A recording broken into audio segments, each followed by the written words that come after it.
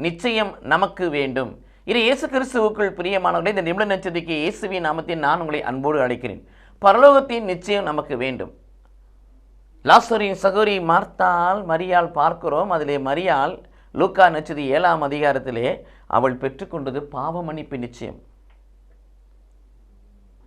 கால்மாட்டில் பின்புறமாய் அமர்ந்து கண்ணீரை பொழிந்து கூந்தலால் துடைத்து தையத்தை பூசி ஓயாத ஒரு பாவத்தை முத்தம் கொண்டிருந்தால், தன் பாவத்தை அறிக்கை செய்தால், ஆண்டவர் அவர் பக்கமாய் திரும்பி அவளை பார்த்து சொன்ன வார்த்தை, மகளே, உன் பாவங்கள் மன்னிக்கப்பட்டன, உன் விசுவாசம் உன்னை மீட்டது, சமாதானமாய்ப்போ.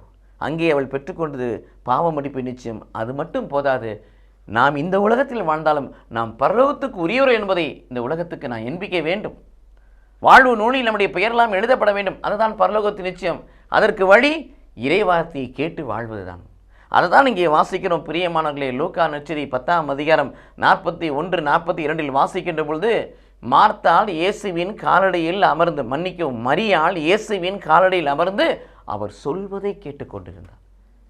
மார்த்தாள் அங்கலாய்த்தாள். அந்த மார்த்தாளுக்கு இயேசு கிறிஸ்து என்ன பதில் சொன்னால், தேவையானது ஒன்றுமா, அதை மரியாள் தேர்ந்து கொண்டால் அது அவளிருந்து எடுக்கப்படாது.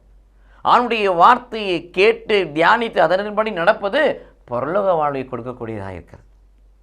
இது இயேசு கிறிஸ்துவுக்குள் பிரியமானவர்களே, இந்த மகள் இங்கே அவள் பெற்றுக்கொண்டது இயேசுவின் காலடியில் அமர்ந்தபடியினால், அவர் சொல்வதை கேட்டபடியினால், சொல்வதை தனதாக்கி கொண்டபடியினால், அந்த வார்த்தைக்கு தன் வாழ்வை அர்ப்பணித்தபடியினால், அந்த வார்த்தை அவருடைய வாழ்க்கையிலே வாழ்வாய் மாறினபடினால் அவளுக்கு பரலோகத்தினுடைய நிச்சயம் உறுதி செய்யப்பட்டது.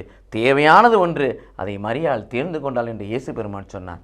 அப்படியாய் நம்மை பார்த்து ஆண்டவர் சொல்ல வேண்டும், பாவ மன்னிப்பு நிச்சயம் மட்டுமல்ல, பரலோகத்தின் நிச்சயத்தை பெற்றுக்கொண்ட பிள்ளைகளாய் நீங்கள் நானும் மாறுவோம். கடவுள் நம்மை ஆசீர்வதிப்பாராக. ஆமென்.